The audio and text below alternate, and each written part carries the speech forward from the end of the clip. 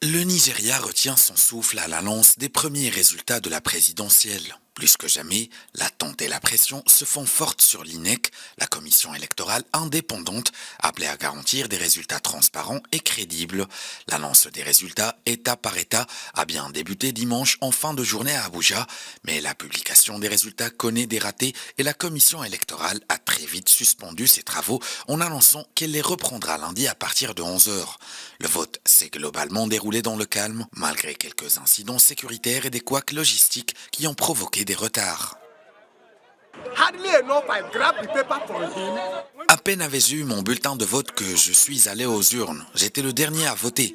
Puis soudain, j'ai remarqué que d'autres personnes recevaient une accréditation. Aucun papier ne leur était donné. Cela a été fait avec le soutien de la police qui prenait leur empreinte digitale. Toutes ces personnes étaient amassées pour voter pour un parti politique particulier. C'est là que l'échauffourée a éclaté. Dans un communiqué, l'INEC a reconnu des problèmes techniques liés à l'utilisation de nouvelles technologies de collecte et de centralisation des résultats de quelques 176 000 bureaux de vote. Pour la première fois dans une élection nationale, elle a toutefois assuré que ces résultats sont en sécurité et qu'ils ne peuvent pas être falsifiés.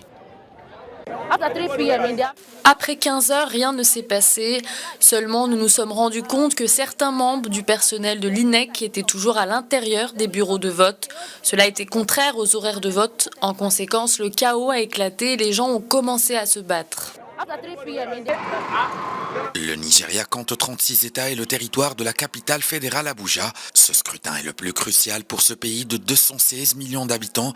Première économie du continent, le Nigeria est devenu une puissance culturelle, mais face aux immenses difficultés du quotidien, aggravées par de récentes pénuries, de nombreux Nigérians appellent au changement, écœurés par des décennies de mauvaise gouvernance et une élite vieillissante réputée corrompue.